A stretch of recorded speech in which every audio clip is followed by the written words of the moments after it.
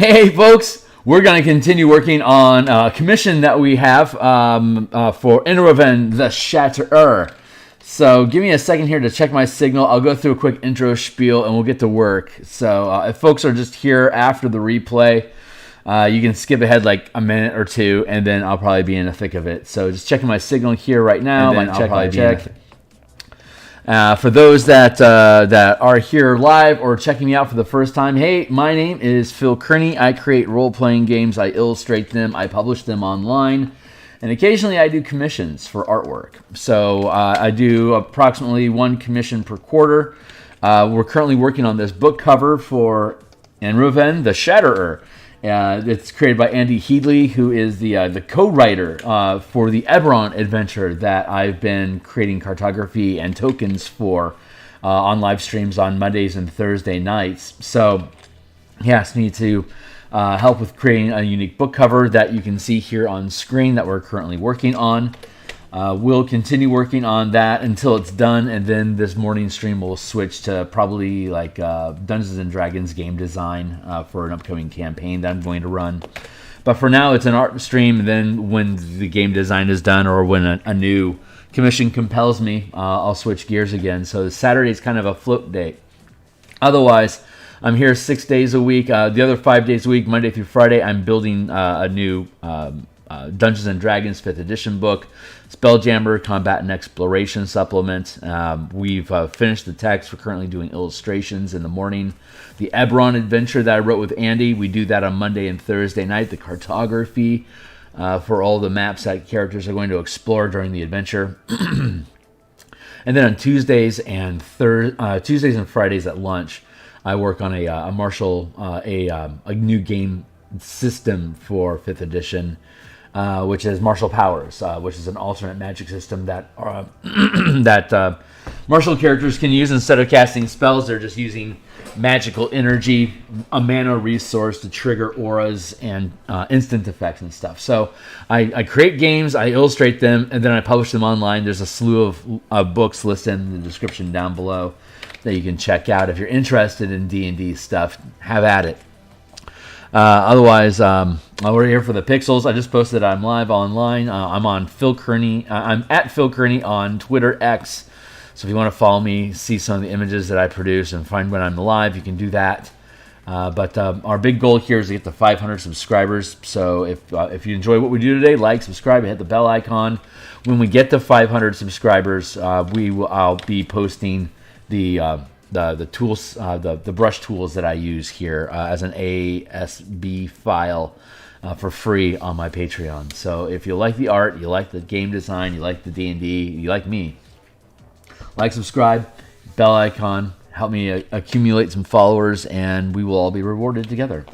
So this is a giant 70-foot mecha that's punching a whole black hole style into this environment and is stepping through it. That is an indication of what this golem automaton machine can do. It's under the control of evil people. It's a threat to reality because it can go anywhere that its pilot can imagine, and it'll create a boom tunnel that destroys everything at its arrival point, and then it can stay open so troops can come through, or it's just an instant one-shot thing. The thing comes through, and then a portal closes behind it. But then, when it reaccumulates enough power, it can punch a hole through a new location in another reality altogether, and that way it can just kind of punch its way through reality, as it were. So right now we are stacking up effects. We are working on highlights here. We're playing with the different highlighting effects we have because this portal thing is kicking out a lot of energy as you come through it. So I want to kind of have a feel for like how much lighting I want to have come off of this portal. Like I can, because there's not a lot. I don't. This red and this green haze back there, there might be a lot of color dichotomy to the casual audience viewers, but for somebody that's colorblind like me, there's not much difference in the value between, like, this is a very mid red and very dark middish green, so there's not a lot of difference in the grayscale from one to the other. So I'm trying to figure out how am I going to get this construct to light up from the background behind it. So we're going through the process here of trying to just figure out how that might be. Maybe we just need more light like this to trigger more of a highlight, more of a brightening effect.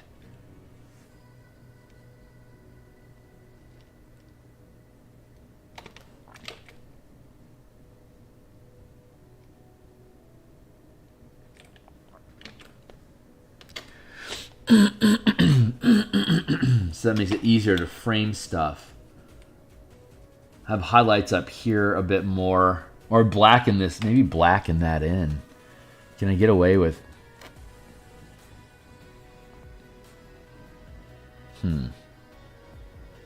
Exploring here.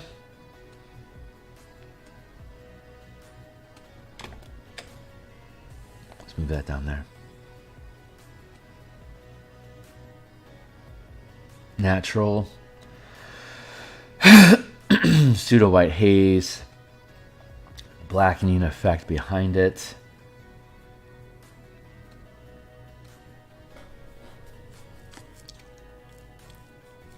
If we did do that highlight like that, I could probably get rid of the...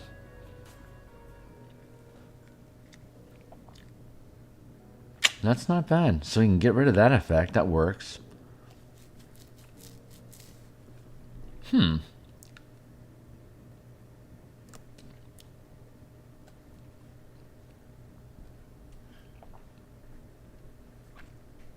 Exploring here.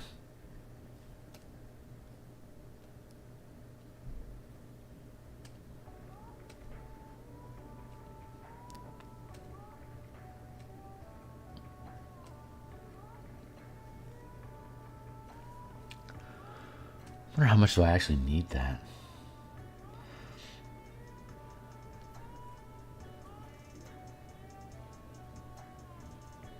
Doesn't feel like a bad idea. Yeah, let's keep with that. And we'll keep it at 60%. That feels fine. So yeah, we're going to be futzing around with backgrounds and stuff for a bit. That's how we do. Yeah, that whitening out of a haziness of that, it really makes the...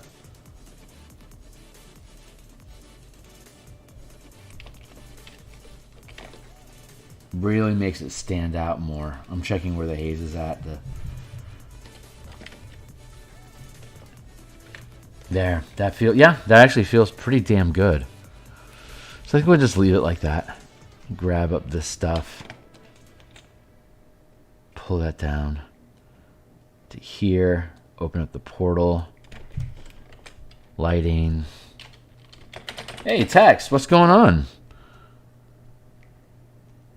There, we'll drop that all in there so it stays self-contained.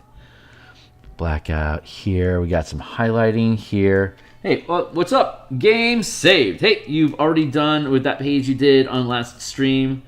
Choco Ballista, still Choco. I haven't finished it. It's I'm still working. Hey, how you doing, man? I'm still working on that one. I switched gears just because something else is... Or did I finish that picture? Maybe I did finish. Maybe it is still chocolate. I don't know. We'll have to go find out. I think maybe I did finish it. I don't remember offhand. Hey, yeah, that's Spelljammer art. We do that on Monday through Friday. But I honestly don't know. Now I'm compelled to find out. I'll check it out after stream, see where we're at. And if I need to work on the texture more, I certainly will. Let's see. We're working on...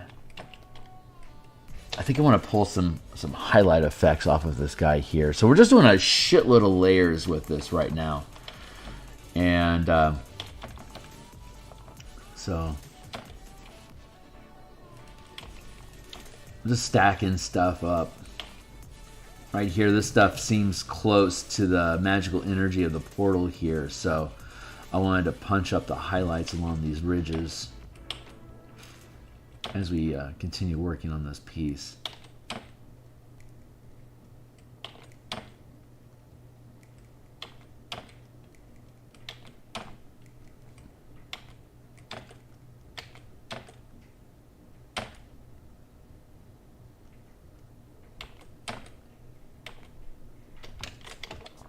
That feels right. And then, whoop, here.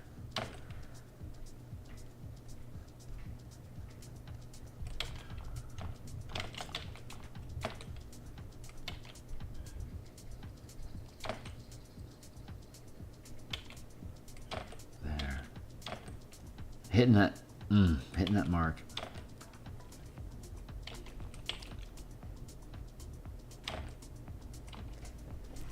Nice. So I was on visiting a therapist today. Had a nice discussion on my interests. It is really cool. He likes simulators too, especially Microsoft Flight. Huh. Right on, man. It's cool to be able to connect with people.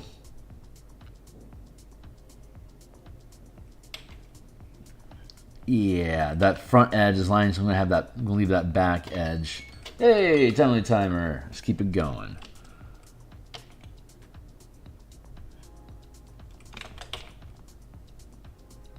Burp.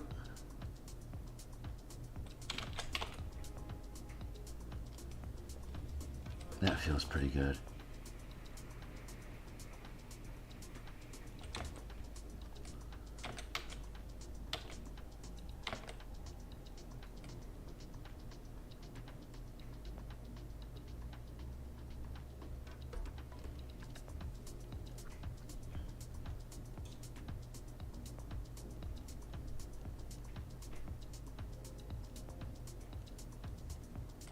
I don't see myself saying a lot today, huh? I think I'm really just kind of exploring through these layers and just trying to see what's going to be the best way for us to have some good highlights going here. Because once I get this highlights down, I can layer into it a lot more depth and shadow and like gore and drippage, oiliness going on. It has a real Phyrexian oil sort of feel to the machine, which I think is really cool. So right now I'm just layering in these, layer by, I've got a stack of layers that are going over here that I'm doing different types of detail on. And so detail work like this, it just kind of stacks up, like it literally just layers on top of each other until an area feels like it has enough attention and it's been, that it's been heard, and then it's content with being an anchor for the rest of the illustration, wherever it is. Like each little section that I complete is basically challenging me to maintain consistency among the different pieces. Like I'm working on this leg interface here, but I'm going to be over here in the shoulder too. So this is kind of setting the standard for what this work over here is going to be, because I have to match the styles. So I can't dive too deep into any particular location in details. Otherwise, I'm setting myself up to have to do the same level of detail everywhere else that I go, and it may not be warranted. So it's what I need to do as I'm working through this piece is staying on the same, basically on the same wavelength, like the same depth of detail across the piece. So I have to I'm going to have to sweep through it in waves of like this highlight goes where it needs to go, and so I put it everywhere it needs to be, and then the next layer I put on, let's put some darker shadows on areas, and then I'll sweep through everywhere where darker shadows need to be. This isn't just a drawing, man. This is some craftsmanship. Thank you a lot. Thanks a lot, man. But I mean, this is illustration. This is how you get the effects that you want and the coloration. But you got to do it right.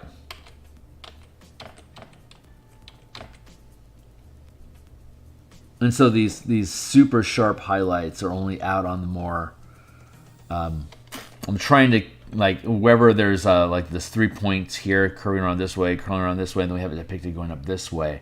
It's like this is like a hot zone right here, and then we'll have a similar hot zone here. So I'll have a lot of sharp highlights along here where this light's coming in. But then we can back off the highlights across here. So that's creating these, like the zone here and a zone here to have a sharper highlight area, while I can have darker shadow here. So we're kind of sculpting the contrast in the piece using the lighting of the environment that we're creating. So the first thing we do is we create the lighting, and then we create the objects inside of that lighting, which forms the shapes of the highlights and the shadows that they have, which sets up where we can have dichotomy. Like with, even though with this faded background here, this is considerably lighter than here. So as the piece darkens as we move down, then it hits this sharp light. So the highlights coming off of the sharp light down here stand out even stronger against the darkers here, while the lighter, like dark, light, super light, dark, light.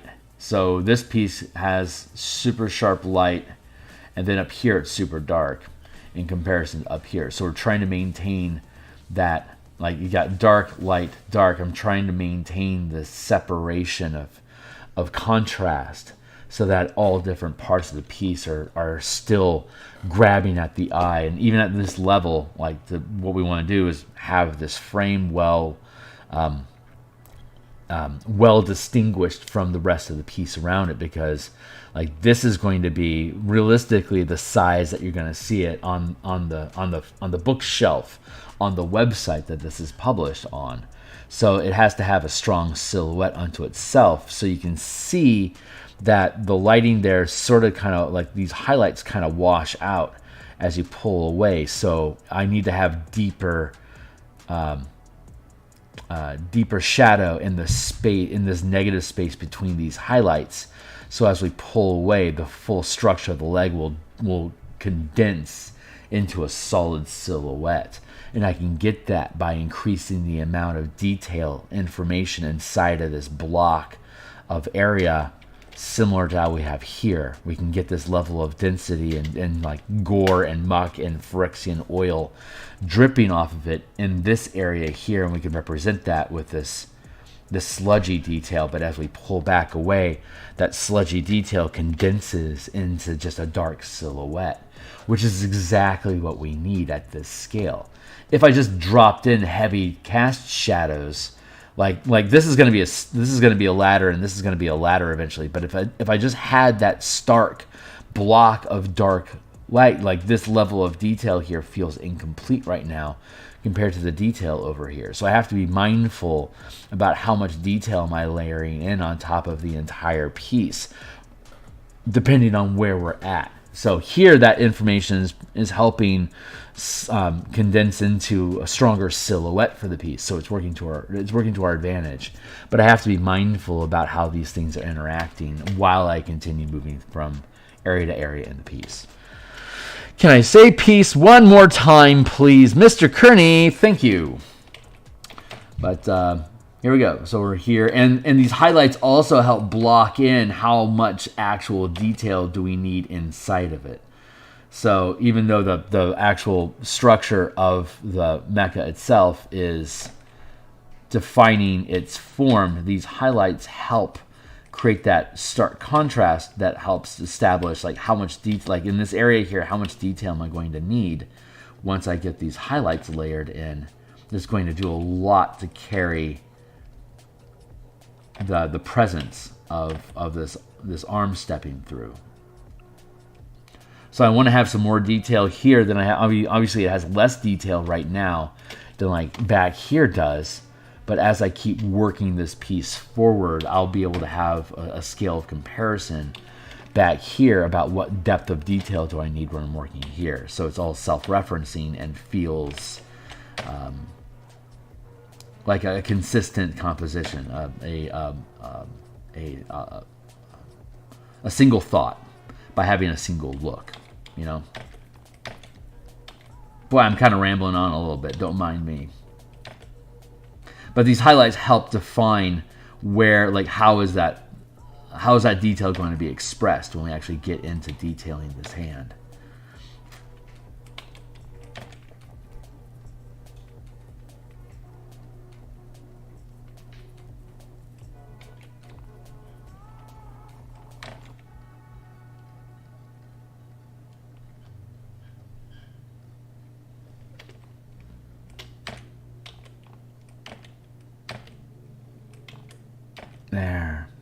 Yeah, I'm really happy with this piece. It's taking a little bit longer than I wanted it to. We're on week 10 now, and I wanted it to have been done on week 8, so I kind of blew the deadline. But Andy's happy with the results that we're creating right now, so I just need to keep on keeping on with it, and we'll get this done soon enough. The Spelljammer book, that only has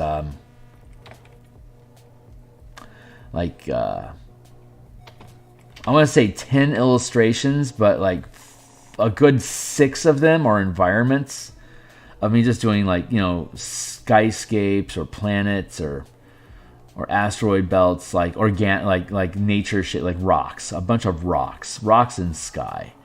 So those things are really light turnarounds. This the current piece that I'm working on in the Spelljammer, it's the last high heavy composition, like a small village on the ring of on a planet's ring.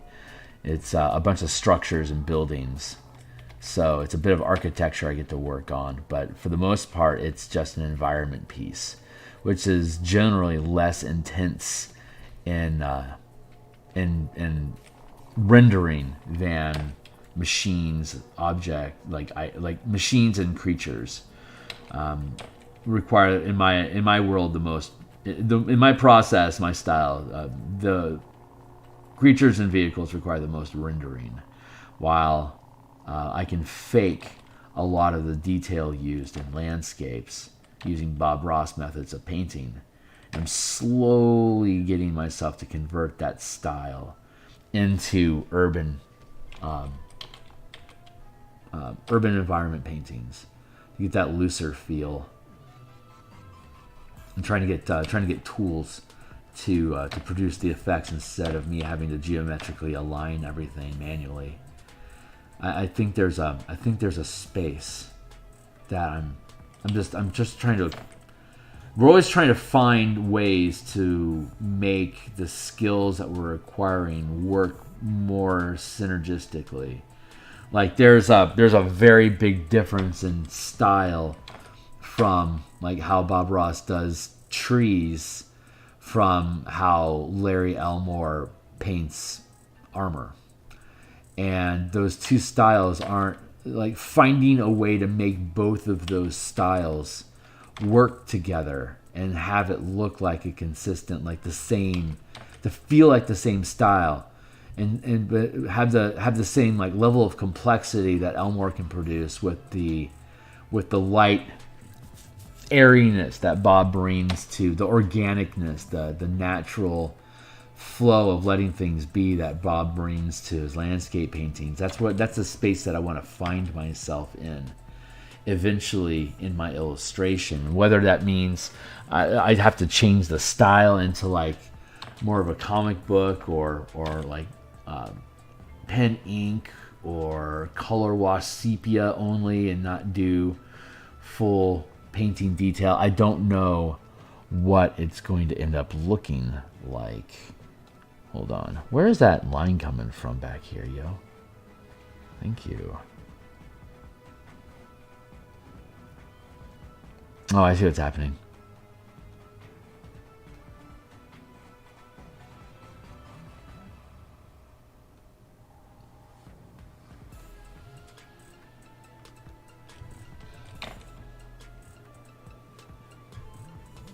I can slip off there. There we go. Okay, great. I know where we're at with that. We'll get back on task here.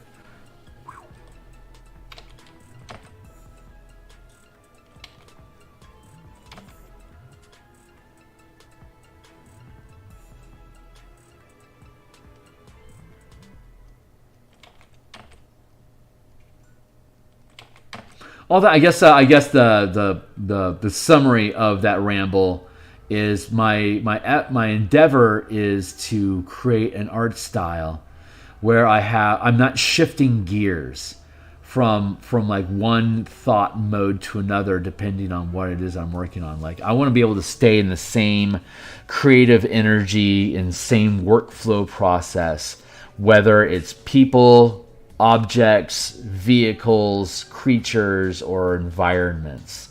I want to have the same consistent style, that I can do the same stuff and it'll end up rendering into the detail level that I want. I don't even really know how. I have no idea how to do that yet. I don't even know how I would begin, but that's my objective. So the Muse runs her program in the background and helps me render out the detail by piloting my flesh suit during this process when my brain checks out. And so I'm confident that if I just stay out of the way, she'll be able to reference the Akashic record, for lack of a better word, find the solution, and then start feeding it through me during these surrenders of control, for lack of a better word. That feels pretty good. I'm happy with that. And we'll come back. Yeah, and we can come back to the black and stuff. So it's just one layer at a time. We just keep pushing stuff forward. Just keep pushing stuff.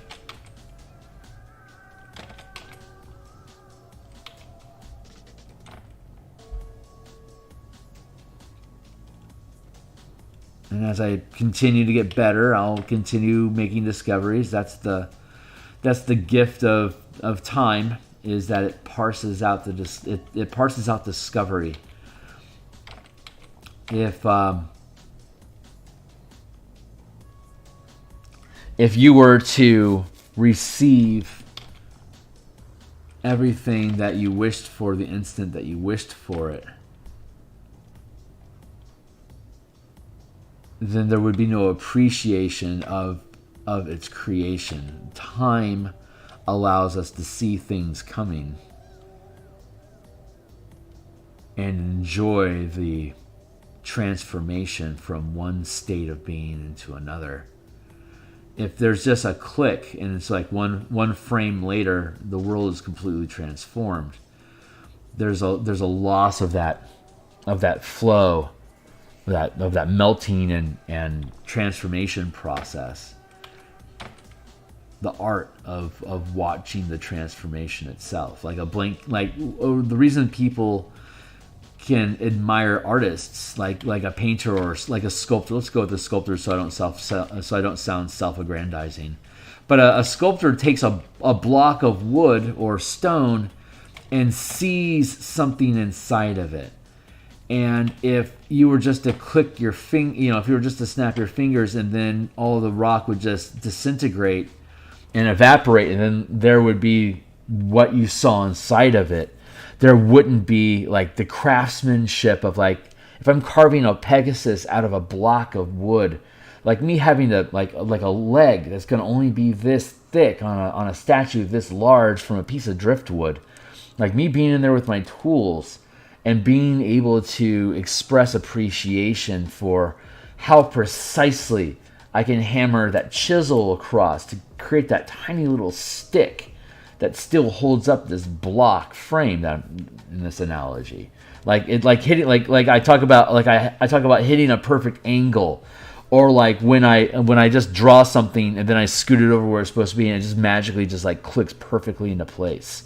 Like these amazing coincidences and alignments that can happen. You don't get that if you just snap your fingers and the thing is done. There's no discovery process. There's no like, it's a ride. It's a thrill ride of, God, is he going to be able to pull off that chisel mark, and like it drops away and you're like, and it's like, nope, it's perfect. Like, wow. And like you can admire the process because the skill is manipulating that space through time. It's a performance. It's a performance. Also, how do you think you'd be able to do some webcomics? You maybe get you some. No, I'm not big into webcomics. I like webcomics is either going to be an episodic lark comment, joke, and for it to be a thing. Like, I could make a one-shot joke, but now I'm just doing a one-shot joke. I'm how do you put it? I'm investing my energy away from the style I want to develop to shift gear to find a webcomic style that I would have to then consistently have something clever, funny, or entertaining to say with it for it to be a webcomic. And if I don't want to do something episodic, then it's going to be serial, which means that I'm going to have some sort of characters that I consistently can reproduce the image of. Not just a one-shot, there it is, it's done, or like a 2 or 3 images of the same type of vehicle. I would have to plan for me to really lock down how to have a consistent style for those characters at a rate of production that's going to oversimplify their frame, hence it being a comic. Nah, I'd rather just continue working on semi-realistic to realistic illustration. Timely timer. Thank you. I've done webcomic-y type of stuff when I was younger, and I think the books that I create for 5th edition, I think that is really scratching that text itch.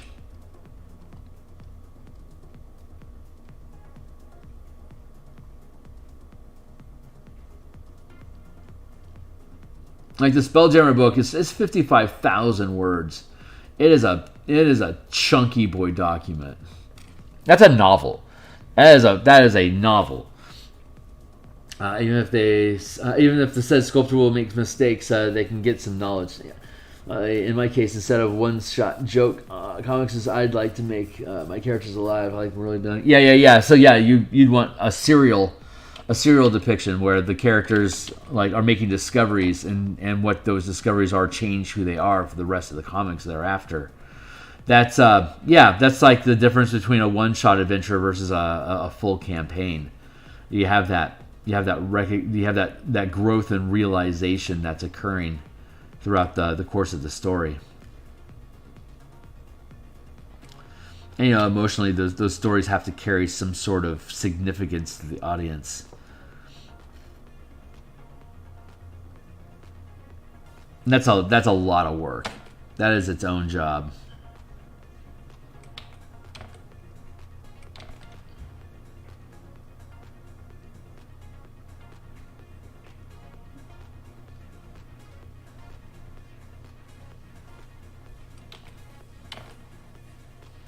Yeah, when I was a little kid, like maybe 10 years old, I got enrolled in. I don't see well in the sunlight, so I wasn't very good with camp. But I got enrolled in the summer school, basically like they were like science. They're like science camps. They weren't like summer camp where they make kids go out and play in the sun for 8 hours a day to burn them out. This was like I'd be in a classroom like with Bunsen burners, like playing with chemicals with different colors, and one of the classes was on aerodynamics, and had like 15 different types of paper airplanes and like propeller type things that we would build, and we'd look at how the different structure of them would change the performance of their flight. And one of the classes was bookbinding. We'd create a book, and then we would create the cover, and we'd bind the cover to it, and we'd bind the string to get all the pages to layer together. And I actually built a book when I was 10 years old. So I had to write the book and then build the book and bind it and create the cover. And so I had some stupid little web comics that I did from age 10 to 14 because I knew how to build books. So I could make them. I only made 2 of them. Most of the time I just did a little pamphlet, leaflet, comic book, like actual comic book style, like the same, like a 4x6 page, very small, like 1 panel per page. But it was all stupid 12-year-old stuff. But I enjoyed it. I enjoyed the process of creating it. And I told you about my webcomics idea. I got my first comic. No, you hadn't told me about it. Dude, you're welcome to talk about whatever you want. If honestly, if it compels and engages me, I'll ask more questions. That's just how conversation works, right?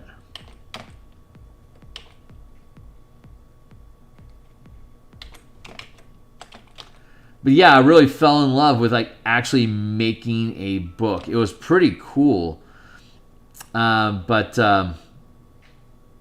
then I didn't have any ideas that I wanted to write, and that kind of stayed dormant inside of me until like 5 years ago when the Ravnica campaign setting came out for Dungeons and Dragons 5th edition, and I love the mechanics and the philosophies of the 5-color mana system for Magic the Gathering.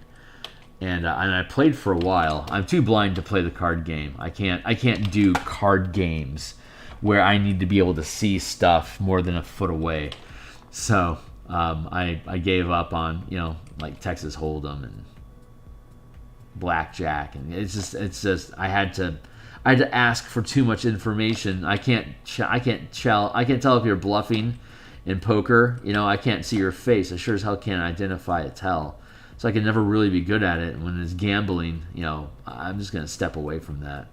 So I got out of cards. Same thing with Magic the Gathering. I can't read what color your cards are. So, I'm operating at a severe deficit. So I can't be competitive with it. Same problem with the arena online. The tokens are too small. It'd take forever for me to have to click through everything just to be able to see what it is that they have. Not interested. But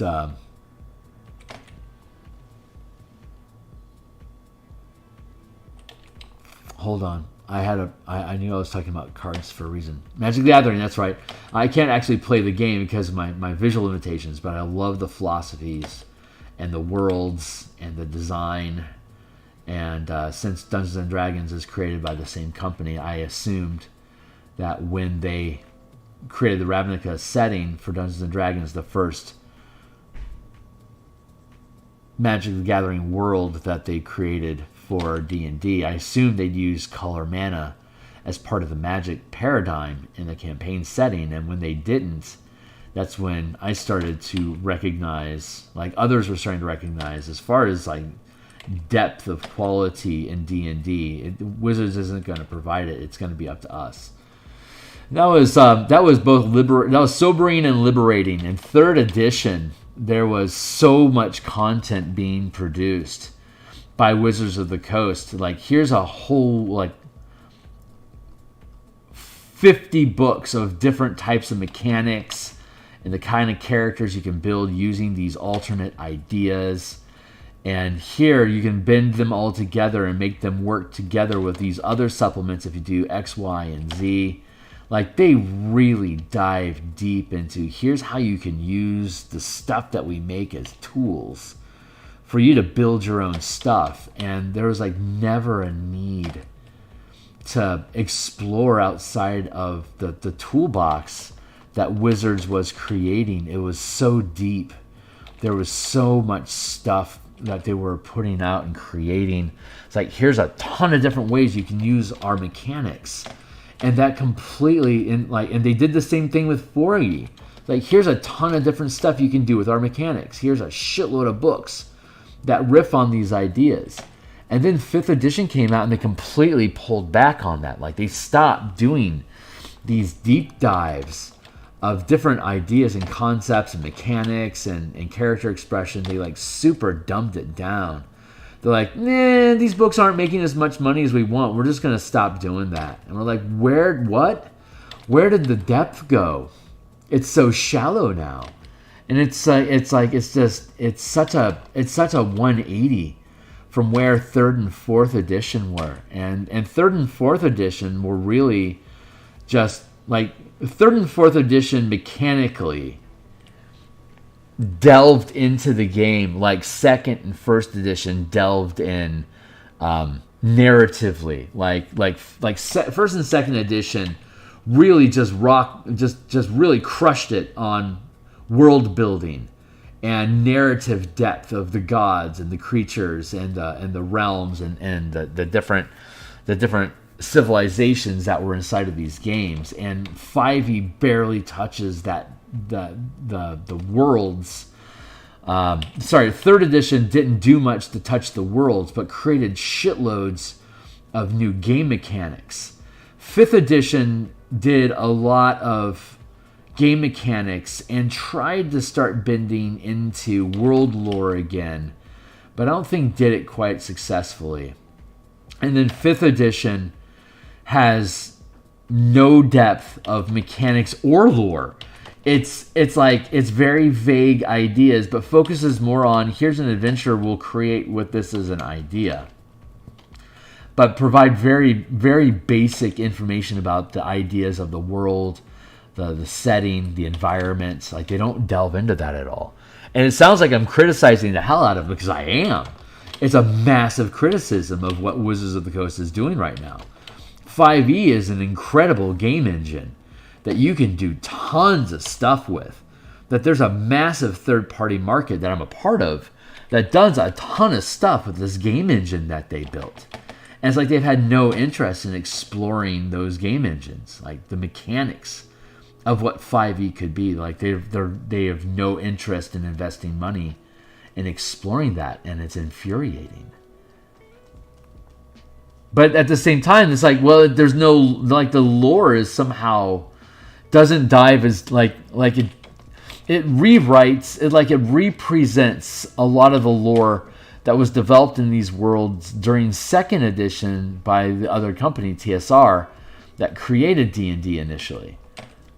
And 5e kind of rehashes some of that depth without really exploring new territory. So it doesn't go any deeper than what 2e did. But it also doesn't create anything new. So there's like this unsatisfying... like, if you're familiar with the older editions, it's like, yeah, I recognize all this stuff, and it just doesn't. It's just like, well, yeah, I knew that. Like, I already understand these concepts. Where's the new? There is no new. So that's my criticism of 5e right now. There you go. Why was I talking about this? I don't remember why we were talking about this.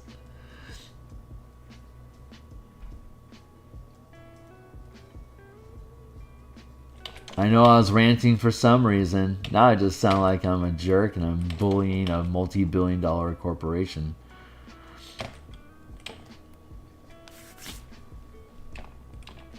Oh, that's what's going on. This eye needs to be more like this-ish. Oh, and that's causing trouble for this horn because this horn's perspective is off. I get it now.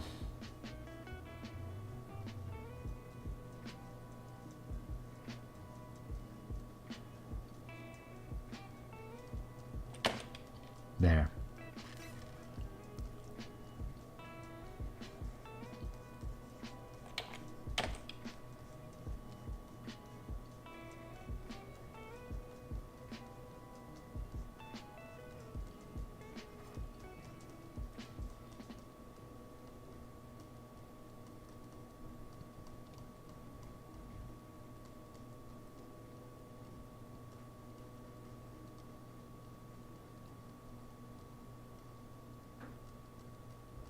That's right. I was talking about my interest in building books. I had that great experience as a kid, and I created a couple of different books and comics during my teens. But then I got more interested in a higher level, like semi-realism, realism, more like this style than a comic book style, and I didn't want to. The reasons I listed earlier, I didn't want to have recurring characters that I'd have to limit the depth of detail that I introduced in the illustrations with them. I wanted to get really good at high detail painting, which is where I'm at right now. Obviously, this is the direction I evolved into. But I had that great experience of building books, and during third edition, there was so much content being created by Wizards of the Coast that I never had the compulsion to. I didn't have a need to build any books off of what they were doing because they were doing so much. It's like I knew there was some third party. I started doing illustrations for third-party creators during the third edition D20 early 2000s era of Dungeons and Dragons, when all this started kicking off. I was doing a lot of freelance work for these new third-party producers that were taking the license, the opportunity, to use the open gaming license to create their own books and publish them and build a company for themselves out of gaming. And I'm illustrating all these books, and they're like, these are really cool books. Most of them were offering alternate classes or combat mechanic options or new settings, new communities to detail, and I'm illustrating all of them, but I never felt the compulsion myself to go and do that. It's like there was so much content that Wizards was putting out, and I was like, these are cool books, but they're not necessary. But I would use some of them in my third edition games. So it's not like I thought these are stupid, no one needs these, and I'd paint in them and then I'd throw them away. I would use them, and then I'd look for other third-party books to use. But it never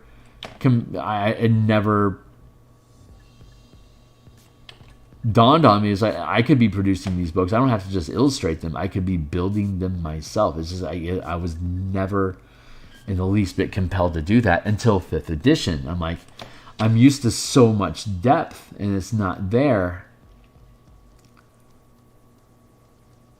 And then I had this like, well, where's the color mana? And there's not going to be any color mana. Like, well, I guess I have to do it then. If no one else is doing it, then, and there was nothing out there. I looked for it. So it's like, okay, well, there's nothing out here. So I'm going to have to do it myself. So I did. And that's what got me started on creating books. And when I was back in the 2000s, when the market globalized and high-speed internet access became a thing, I was all of a sudden competing with people that had a quarter of my household income. It's like one painting. Like if I got paid for the $500 I could get paid for a painting that I did. $500 for people in Singapore at that time, like that's like 3 weeks worth of rent. Like 2 paintings a month, and my living expenses as a 20-year-old would have been taken care of if I had lived in Eastern Europe, in Asia, or South America, which I was now suddenly competing with. And they all had just as good skills. I mean, there was kids just as talented as I was, or better, and were able to offer my level of service at a fraction of my cost. I could not compete even in the least bit. So that's what got me out of doing freelance illustration for third parties. And so I started doing commissions for character commissions, and I ended up charging a lot because of how much I valued myself, but that ended up meaning I was working with a lot of people that couldn't get someone to commission their work, so they had to pay a lot of money to get it done. So I was resonating with this, like, I won't bore you with the details of any of the characters that I ended up commissioning, but I ended up getting a great distaste very quickly for doing high-end commissions. Wasn't anything wrong with anything. There's nothing I would be embarrassed to show my mother.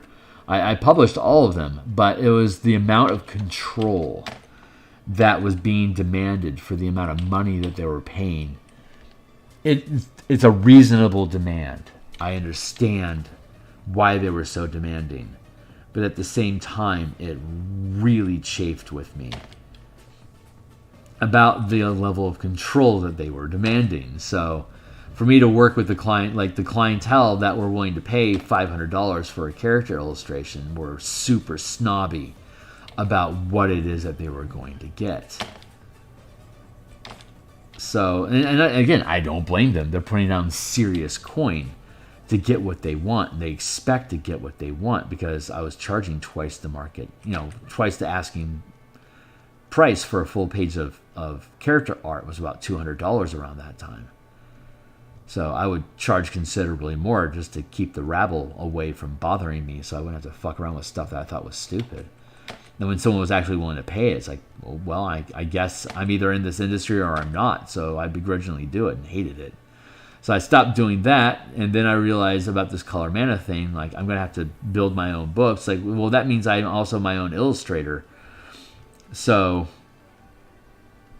I got to fulfill my lifelong dream of doing Magic the Gathering illustrations in a Wizards of the Coast product. Even though it's technically my own book, they're getting a cut of my profits. So second-handedly, I'm creating Magic the Gathering art for Wizards of the Coast products.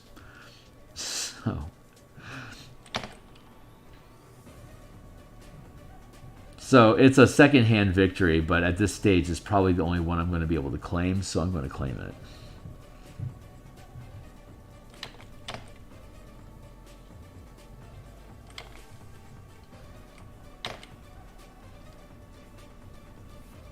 I'm really rambling. Time for a timely timer. Oh my god, it's only 10:30? Holy crap, I've got another hour. This is great. I love doing this stuff. It's so fun.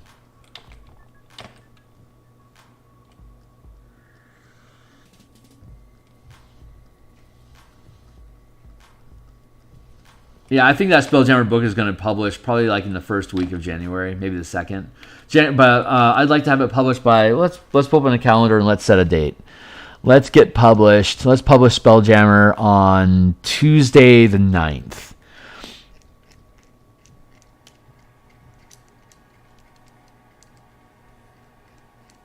Yeah, let's do that. Let's set that as my. Let's set Monday the. Let's set Monday the 8th of January, the date for me to publish a Spelljammer book. Let's see if I can hit that date. Yeah.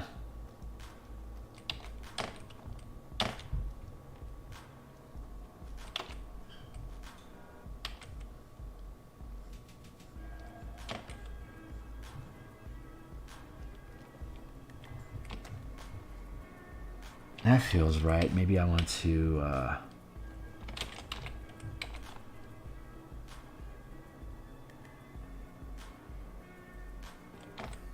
blacken all this in.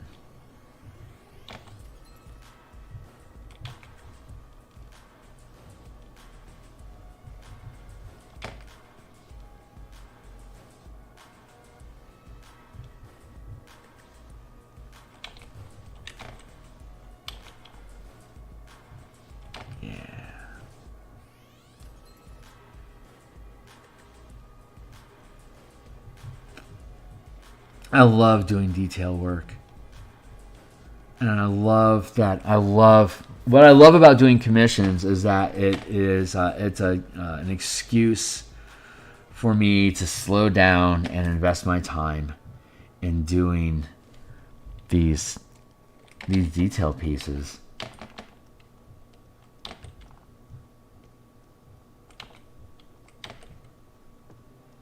As a small scale project that's kind of like one and done's-ish, you know?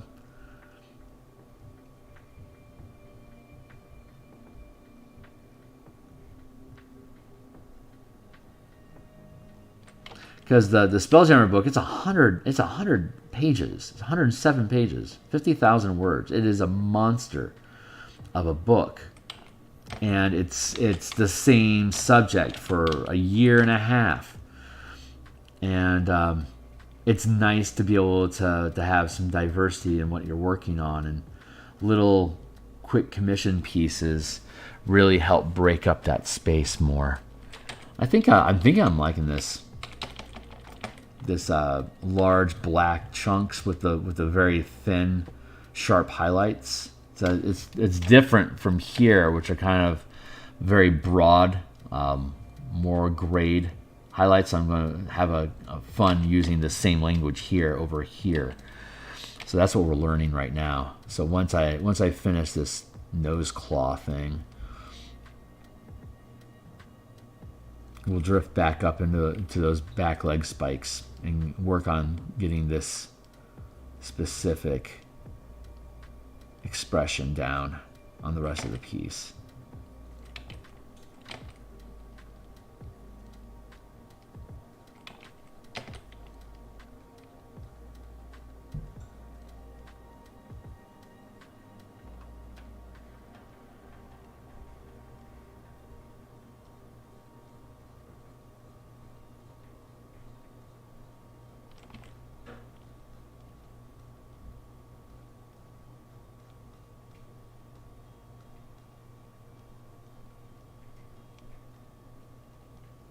Artists have such a delicious frustration that we can see the completed piece in our mind, or like we can feel what it's supposed to be, but it's not here.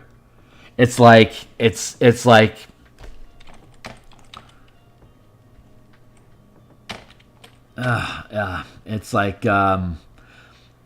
your partner's been on vacation for a month and you haven't seen them, and then they're coming home, or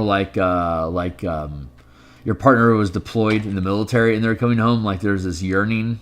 You can feel that it's like that excitement of arrival, you know?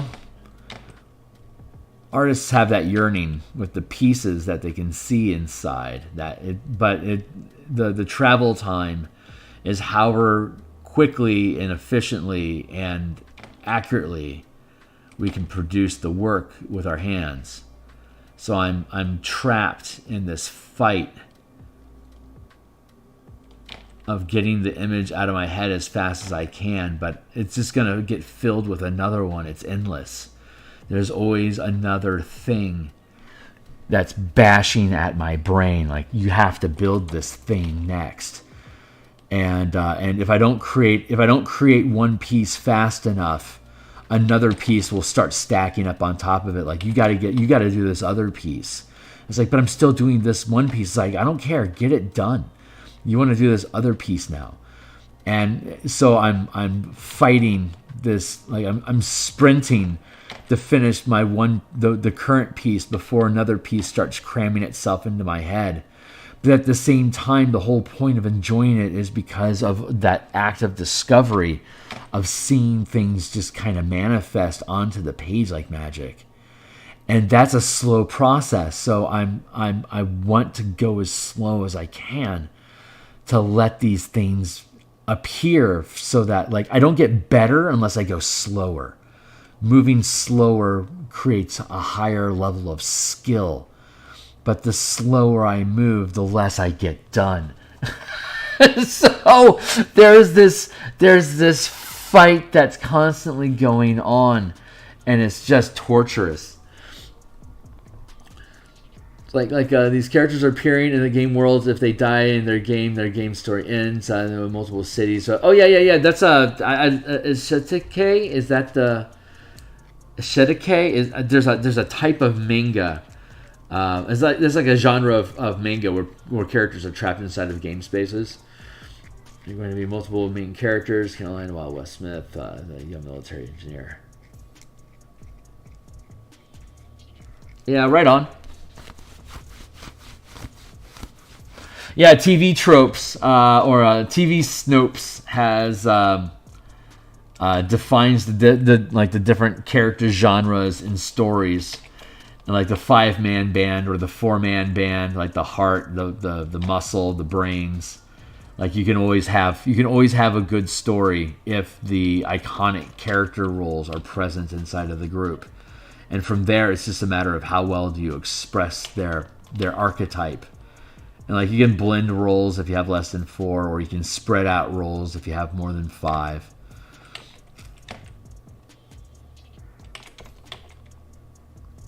But I like that archetype structuring of characters inside of serial stories.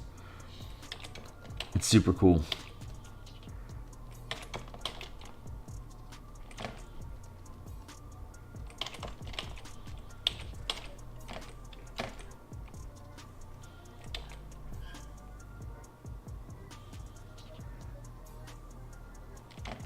Let's like this.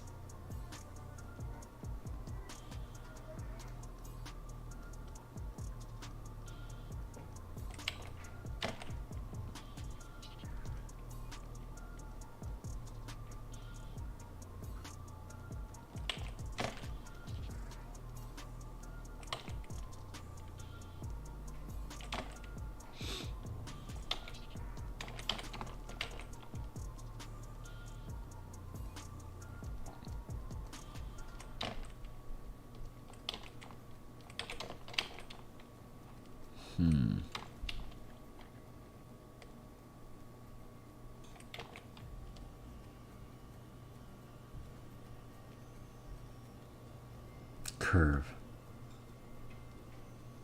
There we go. Good.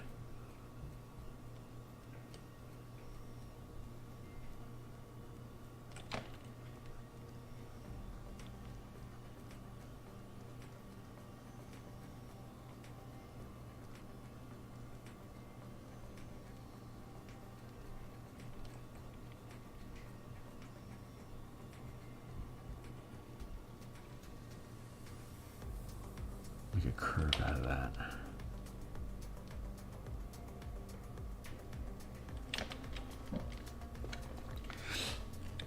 First character that we met, Caroline. Every character would get their own intro sequence, but the first main characters landed in the.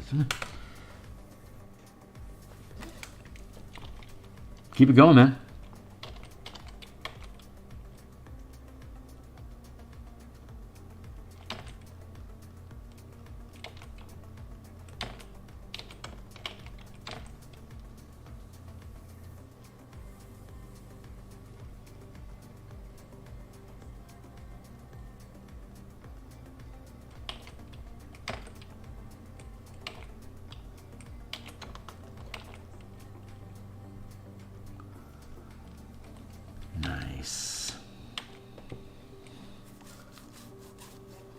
Some weirdness going on over here.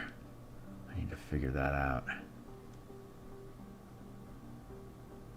What happens if I just darken? What if I block all this in and then let it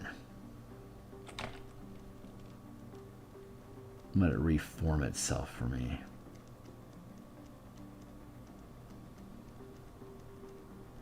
There we go.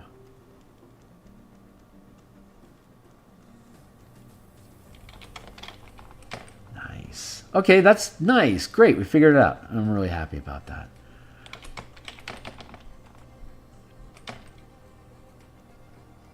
Nice.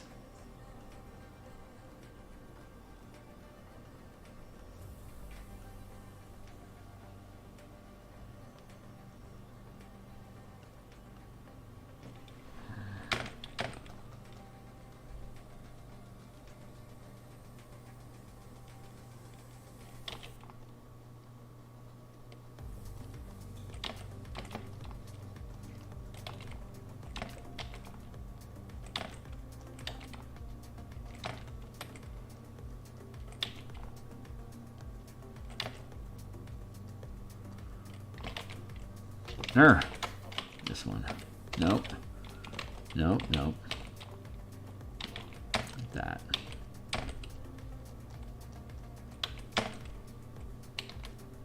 Much better.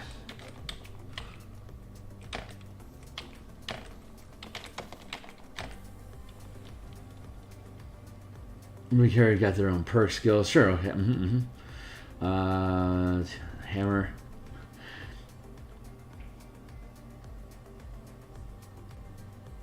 Yeah. That's great. Yeah, I mean, if you're using the 5-man band TV tropes sort of take on it, it's pretty easy for you to be able to pin how each character fits inside of that paradigm and like what would be a good weapon or skill set or like unique tools that they carry with them that helps express that role inside the team, so that they all have like having clearly defined roles as a trope. It's a trope for a reason, because it consistently works. And if everyone has like a distinct one of 5 roles in the party or one of 4, you can have the 5-man band. There's the 4-man band, right? So you can have them both. They both work. But if they when you define what the role is each character plays in the dynamic, then you'll always know what it is that character is going to do or say to push their role forward in the current situation. And a clever writer will use what that character's role compels them to do and be to create conflict where they're having to pit their nature against the current goals of the team, or how the characters can like blend together the roles in like you have the soup pot of like maybe 10 traits those 4 or 5 roles are defined by, and you can mix and match the traits amongst the characters. So yeah, you can have like a bit of like of the brain mixed in with the heart, mixed in with the rebel. Like the hero and the rebel can be mixed together a little bit, which sounds like a contradiction. So you get to play out that conflicted role inside of the character's backstory and stuff. So you can blend together those roles, but knowing what those roles are helps build a team composition that people will already instinctively be familiar with, so it helps them just get what you're doing. It's like a lot of tropes are used as shorthand stuff because it's effective in getting the point across. It's not like what was that line from Kick-Ass 2?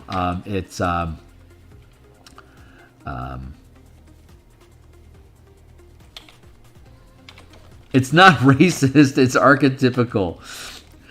When they were making up like all these racist names for all the supervillains that were going to go fight Kick-Ass team, and they're all like, no, it's not racist. It's archetypal. It's an archetype. That's what they said. It's an like the Black Fist. It was just like some guy. It was like some black guy in a black suit. And his name was Black Fist. It's like, it's an archetype, man. And he was on board with it when he said that. He's like, oh yeah, you're right. It was such a funny fourth wall gag.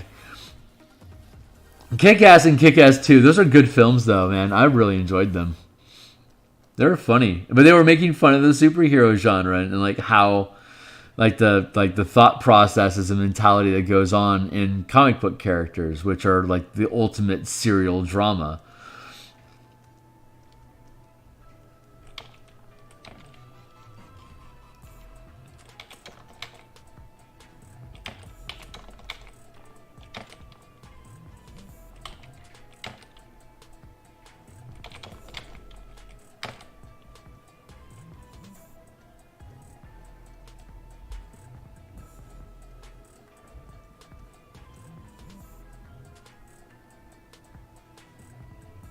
There.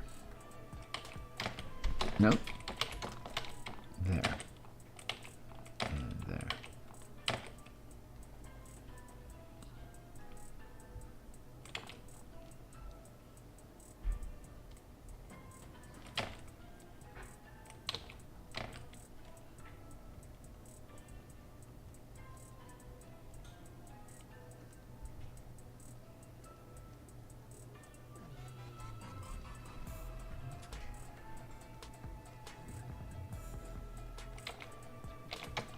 There. Yeah, that's good. I like that. Let's see. Yeah, we're doing a pretty good job building definition in here.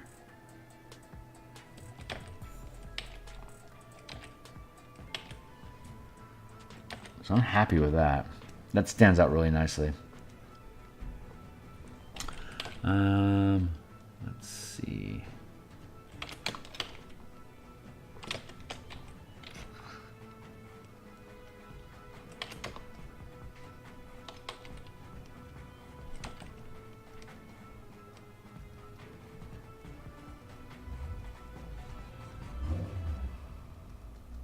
be like this.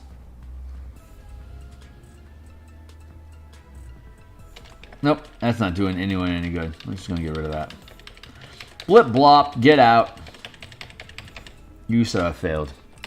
Let's see. Where do I want to be? I think I'm being pulled. I'm going to grab some of that. Yep, I'm going to be pulled over here. Put some rich highlights on there.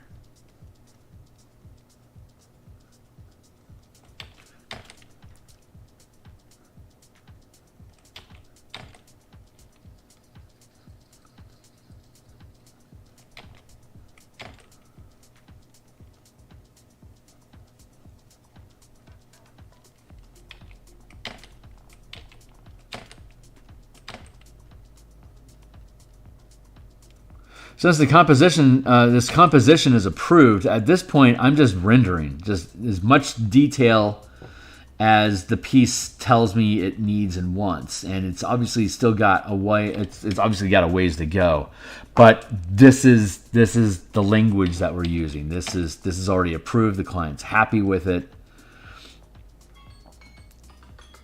So now it's. Thank you, Timely Timer. Now it's just a matter of how long, how much detail does it want and how long is it going to take for me to get there. Because I'll take longer to get the detail that I want instead of reducing the detail to hit the timestamp that I need. I was told that the specific time isn't nearly as important as just being good. And so that gives me a lot of fudge room for me to be able to invest in poking around on this, but I need to make sure that I'm putting in the hours to get it done because there is a lot of rendering that needs to be done. So I will be doing a lot of this piece offline from here forward.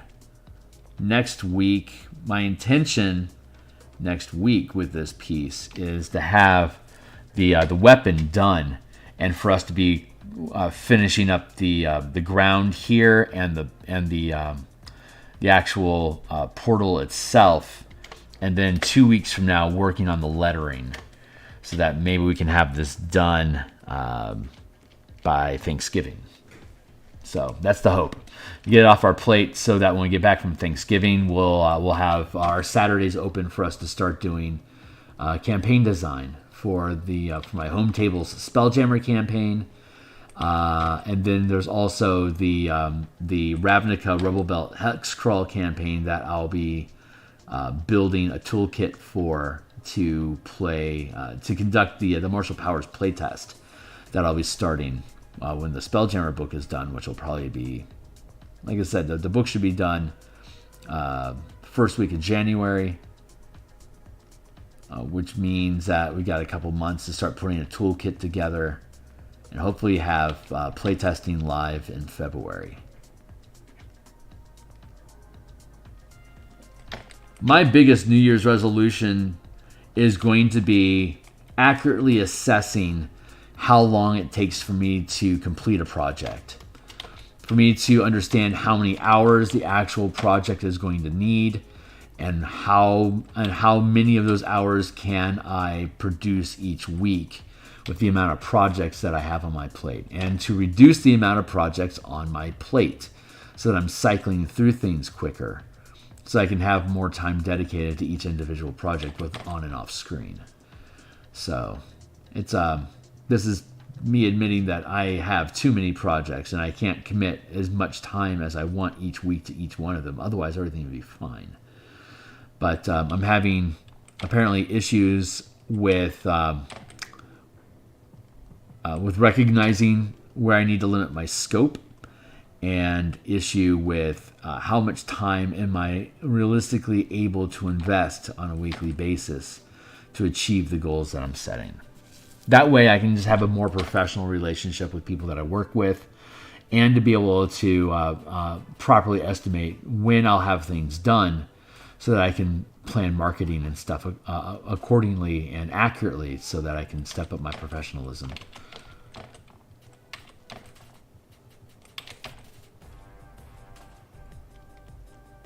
2024 goals here.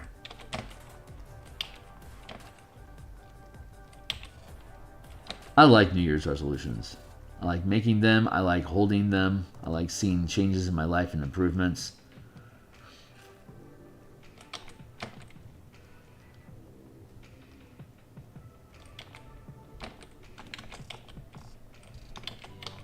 My 2023 resolution was to lose weight and exercise more. So I am down from 245 at the beginning of the year. I'm at 220 now. So I've lost 25 pounds this year. I'm thrilled about that. I stuck to my goals and I hit them. Now I need to be more consistently in the gym so that I'm weight training, like resistance training 3 days a week on top of doing cardio work.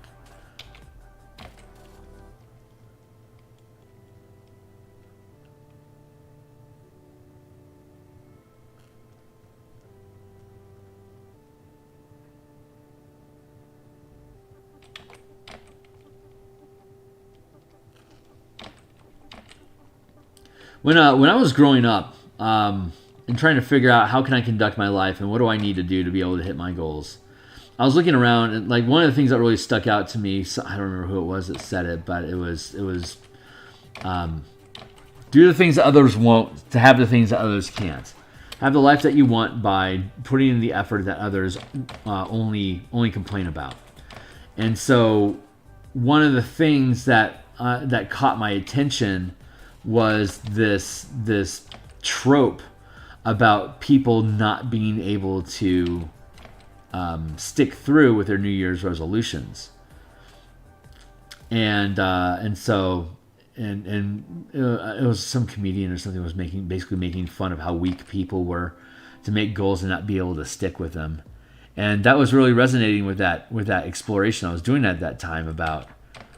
And it just kind of clicked. It's like New Year resolutions are things that people do that say they're going to do but don't. And if I'm supposed to be doing the things that others don't to achieve the things that others can't, maybe taking New Year's resolutions seriously is a thing that others don't that's going to allow me to have things that others can't. And so I can set goals, my New Year's resolution goals, to be things that people want for themselves but find difficult, such as let's lose weight and actually do the gym and actually be healthy. It's like, well, what if I make that a New Year's resolution and actually stick to it and hit it? Not only am I getting healthy, which is like upper 10%, but I'm also sticking to a New Year's resolution, which is like upper 2%. So I'm setting myself up to have a higher quality of life strictly by just holding myself accountable and learning to be accountable.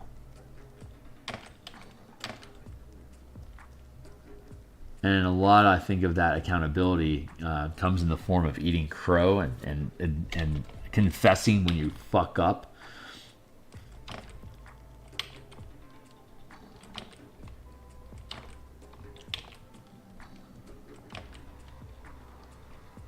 So my confession is that all my projects take longer than I expect them to, and I don't have with the home life, with the relationship I have, the home life I'm in. I don't have as much time as I think I do on a weekly basis off camera to achieve the things I want to achieve. So I need to take that into account and suss out a realistic expectation of what my home life is going to be like with balancing the work that I do. If I can get to a place in my life at some point where I can retire from an office job and only do artwork for a living, I'm going to have a solid 40 extra hours a week to do my work. But then I also have to have the discipline and the game plan to convert those extra 40 hours of work into something that's going to generate an $85,000 a year income. That's your median. That's the average income of a single household in Seattle. $85,000 a year. So for me to have a successful business, and assuming a higher tax bracket of 40% instead of 32%, I really need to be coming in somewhere around $100,000 a year to be able to maintain an individual lifestyle as an illustrator or book builder. So if I can do one Kickstarter a year and get $100,000 off of that Kickstarter, the Kickstarter expense would be part of those taxes.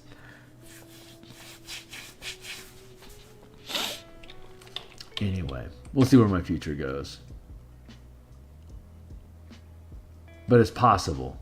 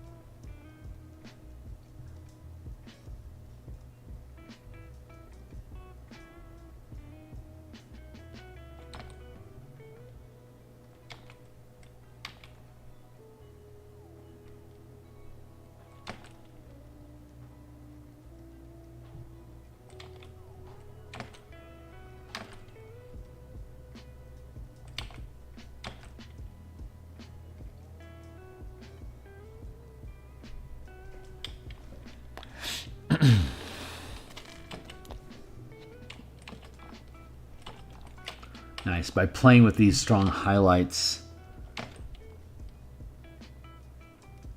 it gives the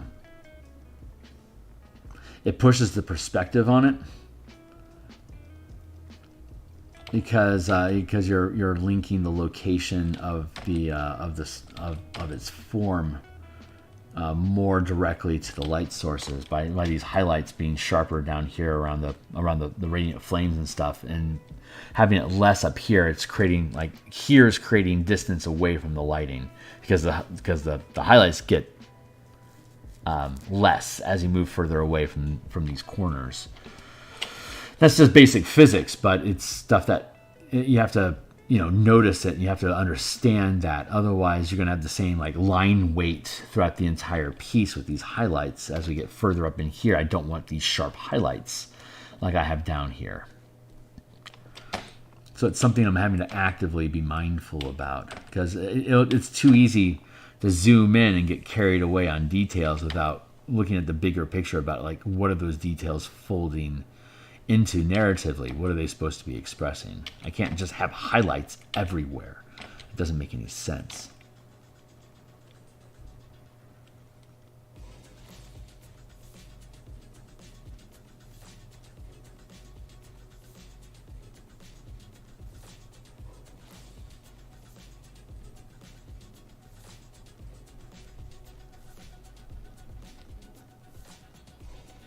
But there are multiple strong points of light in close proximity to this thing. So in that sense, I can have a lot of strong highlights. There's the narrative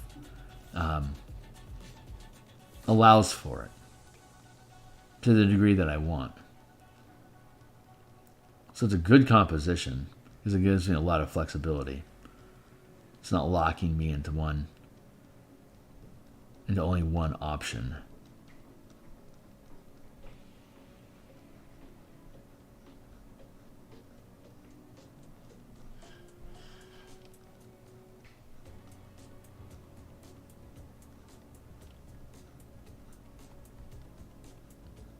Here. Let's bleed that in.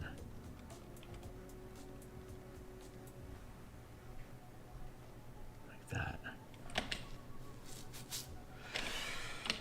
Like, I can have less highlight down here. Like, this doesn't need to be a huge bold highlight.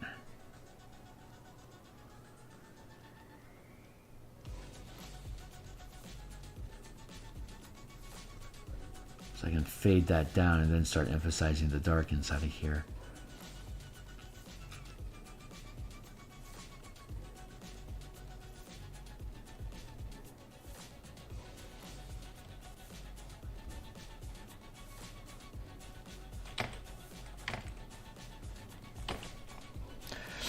I think, yeah, I think I want to. I still have a half hour. Good. So I'm going to start emphasizing. I'm going to create a new layer and start dropping in some heavier darks into here.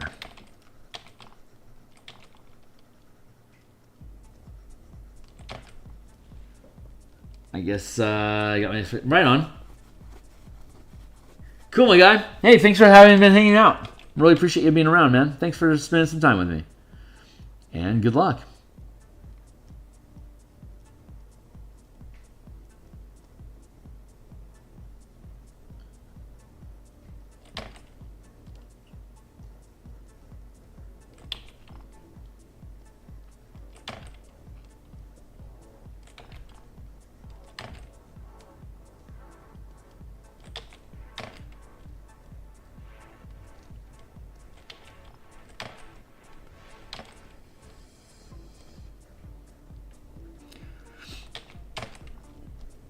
So I get to do a lot of this gradient smudging. It kind of has the word I'm looking for is airbrush feeling. Thank you. I like that airbrush sort of electric gradient, like that electric fade or gradient wash is the right word. Gradient when it fades from one thing, transitions smoothly from one thing to another.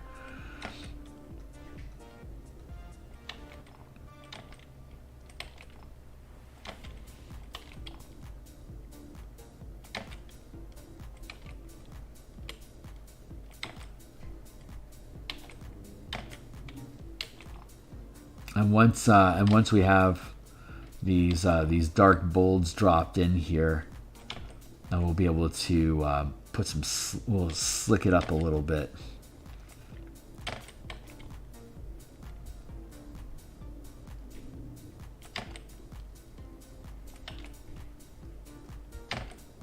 That Phyrexian oil slipperiness.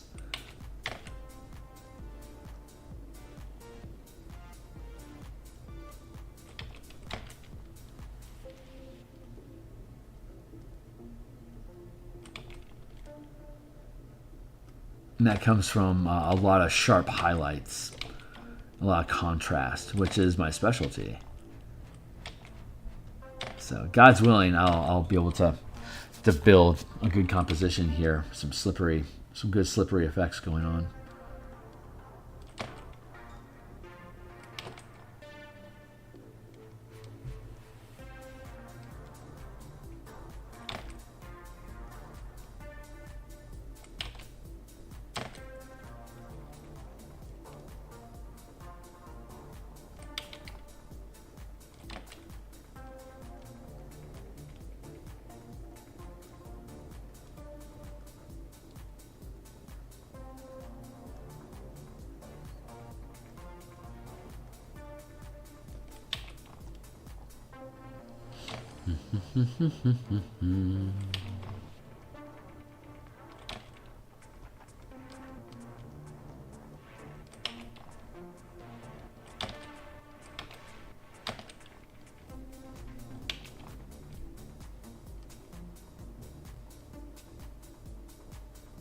Let's do this. This is blacking out these dew claws.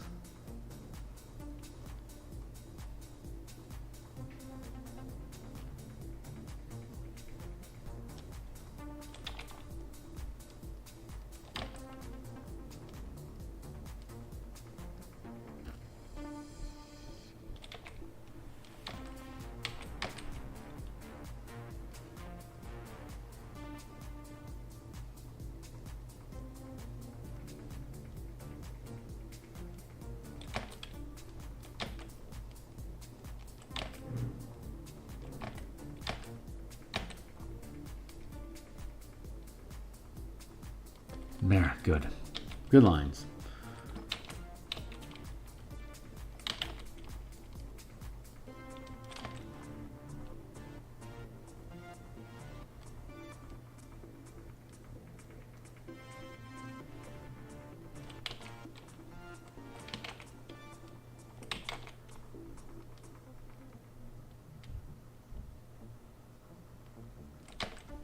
There we go. Just blocking that in. You know, we're trying to see how much stronger now that silhouette is that we've punched out, that we've deepened those shadows and punched up the highlights. It really just makes it pop out more and has more of that radiance of really punching out light into the space. So it's working out the way that it's doing what I hoped it would do. And I'm very happy with that.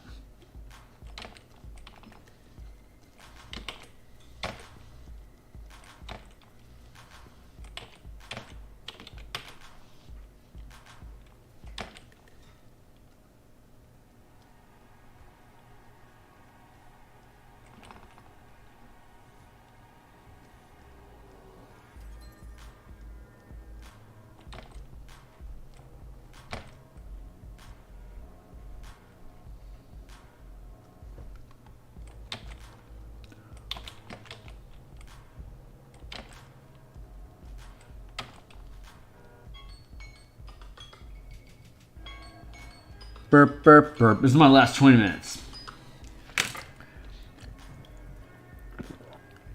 Oh, man. I haven't drank anything like an hour and a half.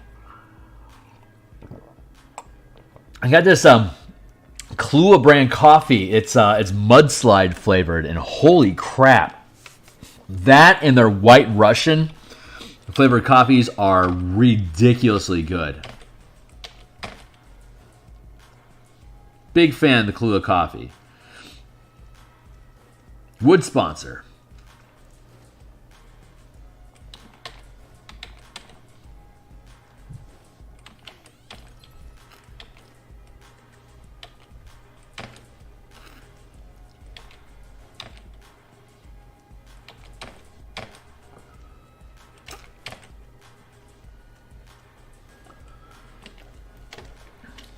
Wow, this stuff looks super fun.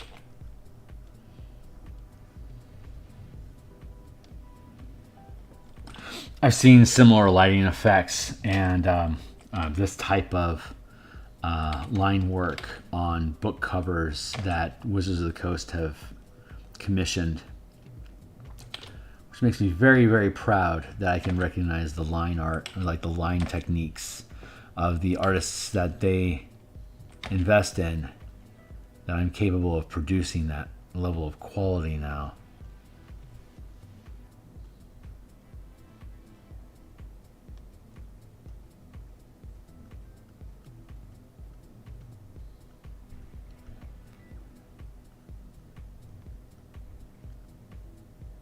Very, very proud.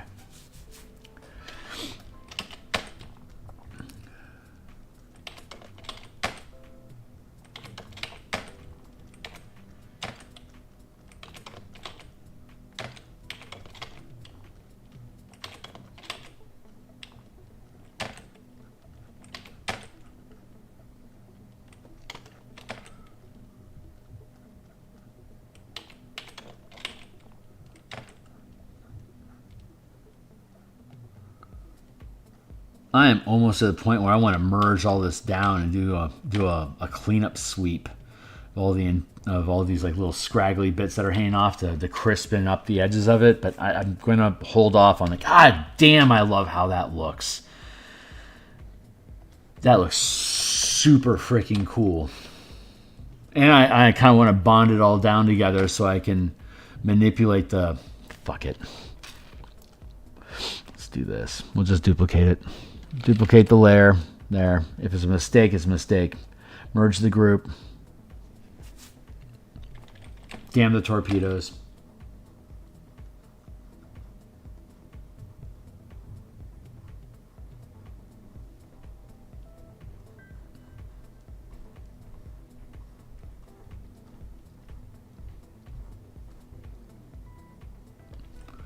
There. Now I can really work on airbrushing some fluidity into this.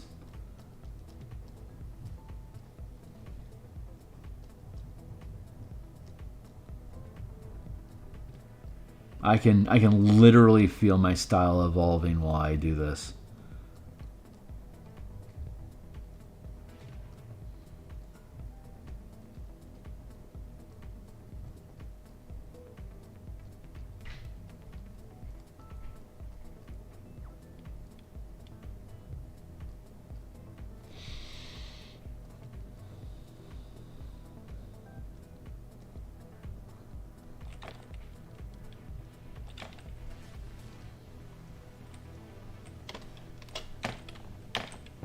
God damn, I am very, very pleased.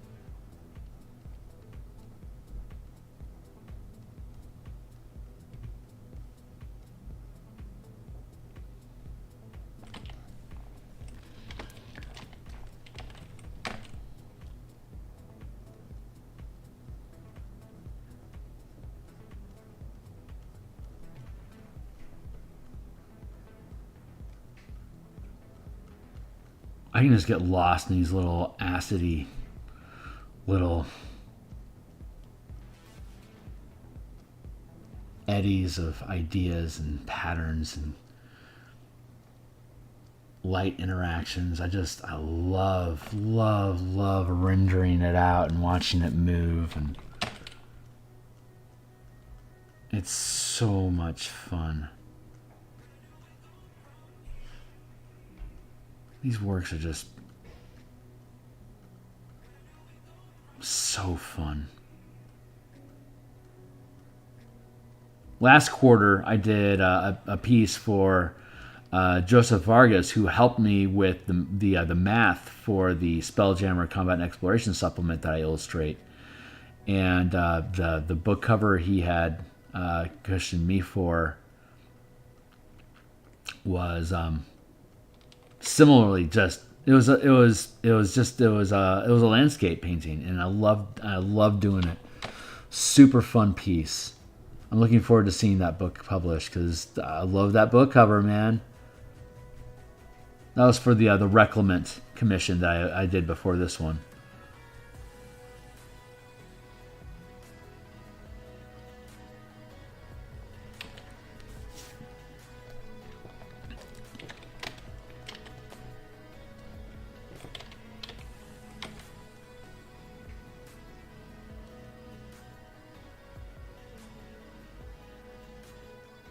Put this in here like that. This is all looking very nice. I'm liking how this is blending together. It's nice. It's very, very nice.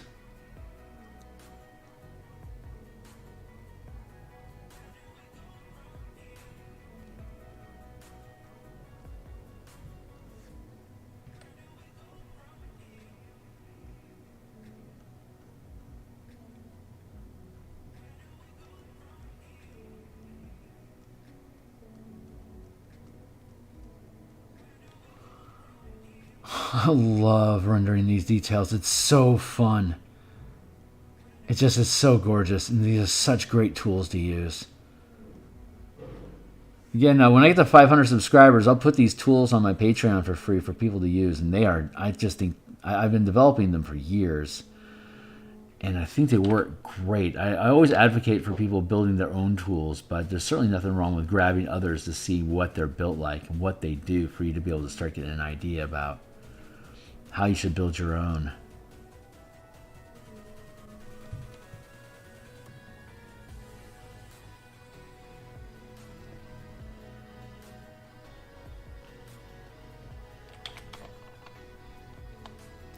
Grab that dark, drop it down into here. Like that. Just like that.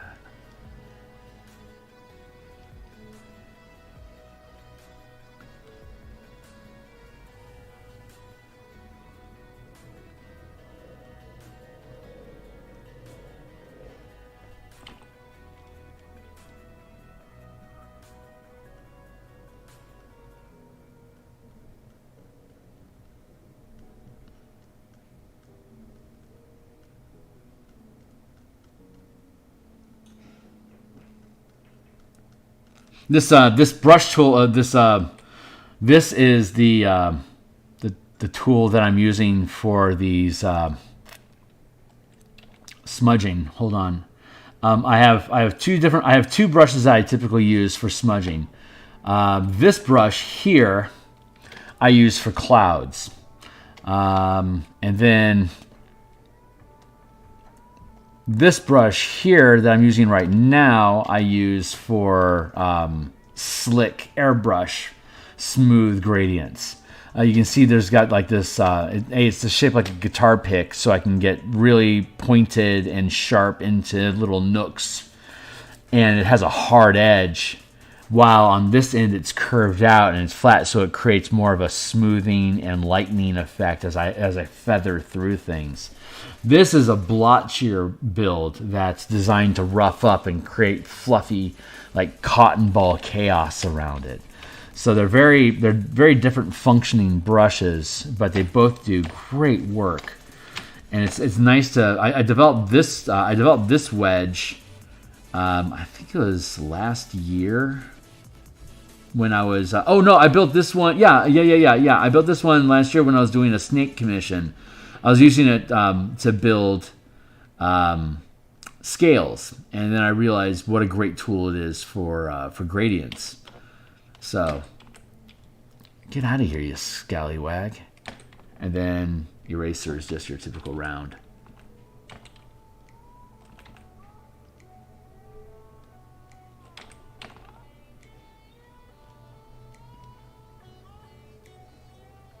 Look how nicely that thing gradients. Such a smooth tool.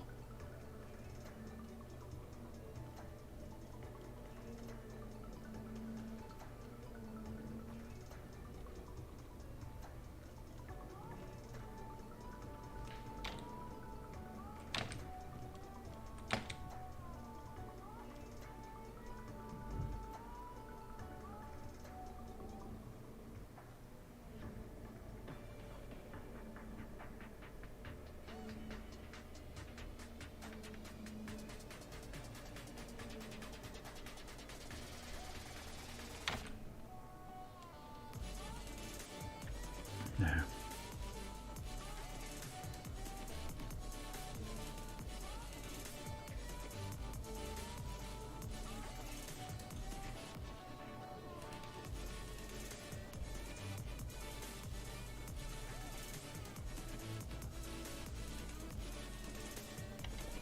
So cool. God, I just love these liquidy shapes. It just feels so like H.R. Giger.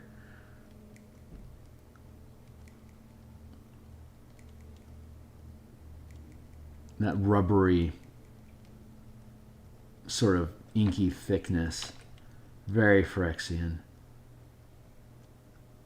And feel this weird vibration.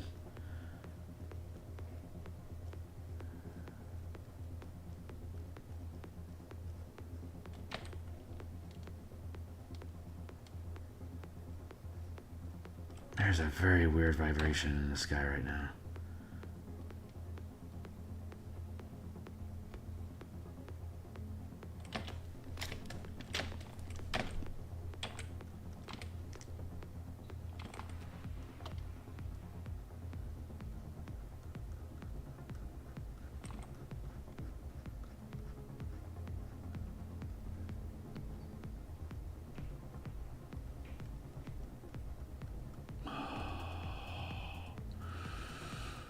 What a gift.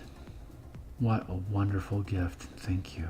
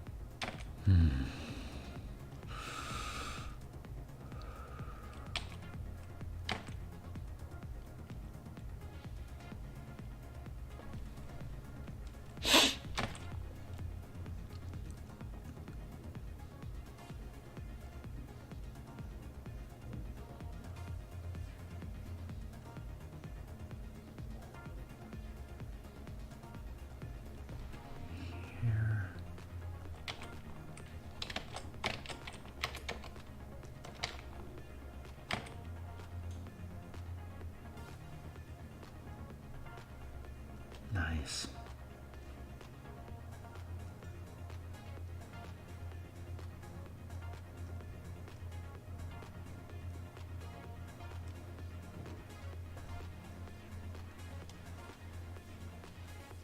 Intentional chaos is the is the jive that I'm looking for.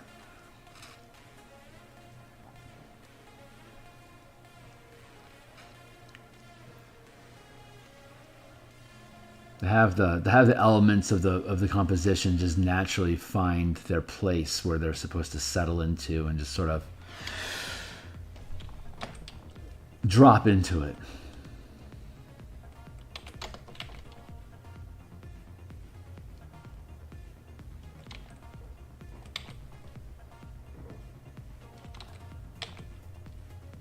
Yeah, intended chaos.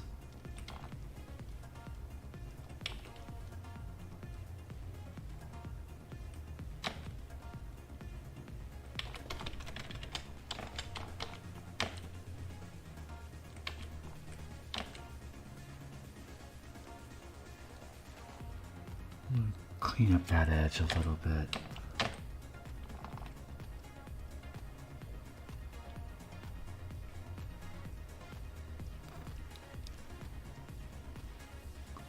There we go.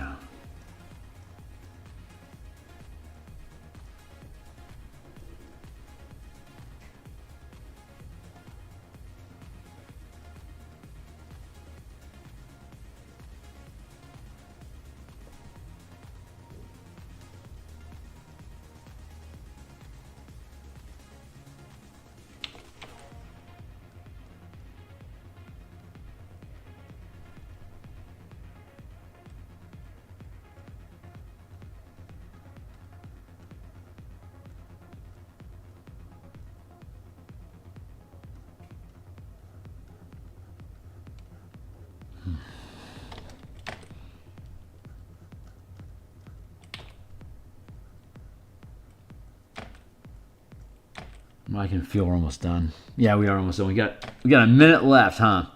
All right. This has been blessed time.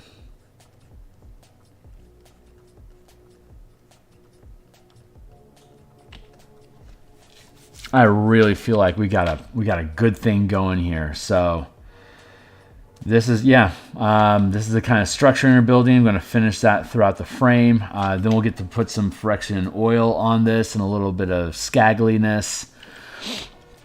and help break it up. So once we have all the slickening effect done throughout the piece, we'll find some opportunity for us to put some muck on it.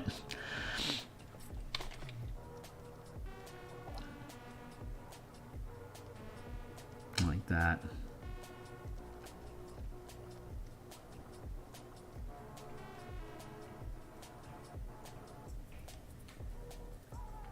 Stuff is fun. It's fun. It's fun making something cool and mucking with it. So we'll finish up all the slickening and then we'll muck it when we come back next week. I'm hoping I might still be putting on muck on this, but I'm definitely going to get done slickening it this week. I want to be done by Thanksgiving with this piece so we can clear it from our plate and move on to the next project after the holiday. Wow, I'm really, really happy with how this piece is coming along. All right, perfect timing. Thanks a lot, everyone, for hanging out with me today. I said no. Thank you. Thanks a lot for hanging out, guys. I had a blast. I'll be back on Monday morning to continue the Ring World artwork that we've been doing for our Spelljammer Combat Exploration supplement. I'll be back on... I won't be here next Friday lunch, so I'm going to do a Monday lunch. So I'll have... you know what? No, that's not true. I'm not going to do that. I've got Tuesday lunch next week. So we've got Monday morning Spelljammer, Monday night Eberron Cartography, and then we'll have Tuesday lunch for Martial Powers Development. We'll also have... Monday through Friday mornings will be Spelljammer no matter what. Monday and Thursday night will be Eberron Cartography as we continue to finish the village map and the farming homestead map. We'll have Martial Power Development on Tuesday. Yeah, tight week next week. That's it. So, cool, guys. Thanks a lot for hanging out. I will see y'all hopefully Monday morning. We're trying to get to 500 subscribers. So, if you think this stuff is cool and you want to see more of it in the future, like, subscribe, hit the bell icon, and I'll be happy to see you on the other side. Thanks a lot, guys.